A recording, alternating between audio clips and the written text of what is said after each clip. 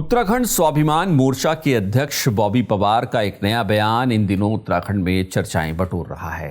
दरअसल बॉबी पवार ने चक्राता इलाके में विधायक निधि से कराए गए कामों में वित्तीय अनियमितताओं के आरोप लगाए हैं। हालांकि इलाके के विधायक और कांग्रेस नेता प्रीतम सिंह ने इन आरोपों पर तीखी प्रतिक्रिया दी है। नमस्कार, मेरा नाम है आशीष तिवारी और आप देख रहे हैं खबर उत्तराखंड।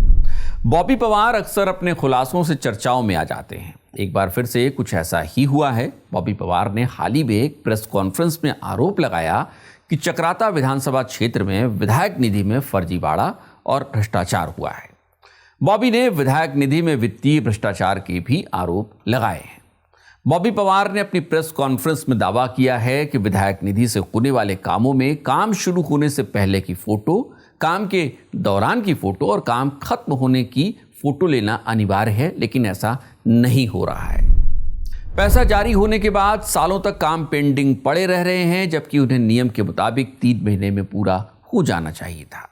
जो काम हुए उनकी फोटो को जियो टैगिंग के साथ अपलोड होना चाहिए था, लेकिन ऐसा नहीं किया जा रहा है। अलग अलग कामों के लिए कई बार एक ही फोटो का प्रयोग किया गया है और फोटो को धुंधला रखा गया है ताकि सच को छिपाया जा सके। कई ऐसे श्रमिकों को पेमेंट होना दिखाया गया है जो जीवित ही नहीं है। कई ऐसे कामों के बिल वाउचर लगाए गए हैं जिन पर जीएसटी नंबर है ही नहीं।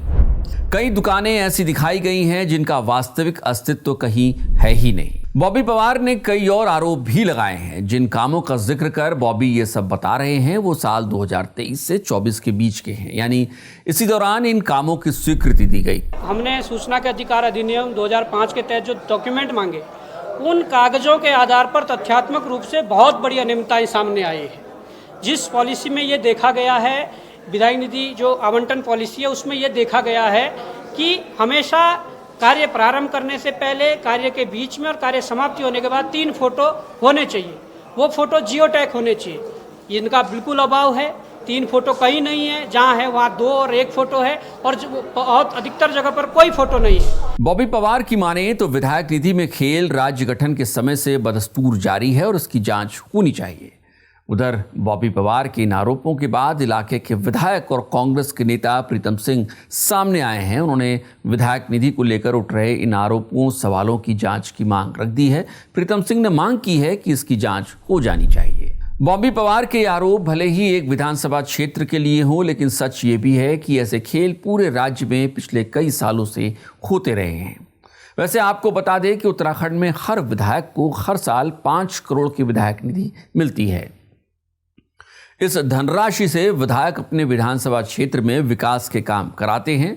तकरीबन 15% के आसपास की धनराशि वो जरूरतमंदों को भी दे सकते हैं। वैसे विधायक निधि के उपयोग के तरीकों पर कोई पहली बार सवाल नहीं उठ रहा है और न ही ये किसी एक विधानसभा क्षेत्र तक सीमित है। इससे पहले भी सवाल उठ चुके हैं। यहाँ तक कि कैग की रिपोर्ट में भी उत्तराखंड में विधायक निधि खर्च करने के तौर तरीकों पर सवाल उठाया जा चुका है।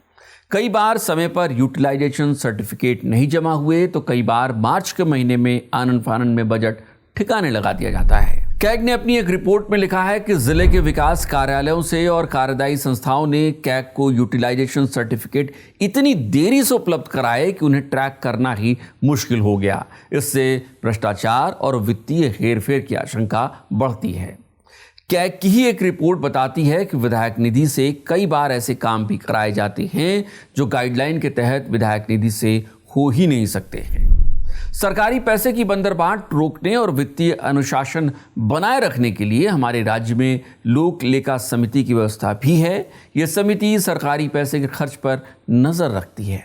सीधे शब्दों में कहें तो ये वो चाबुक है जो सरकारी पैसे के घोड़े को रास्ते से भटकने से रोकता है। लेकिन दिलचस्प ये है कि लोक लेखा समिति की बैठकें भी नियमित नहीं हो पाती हैं।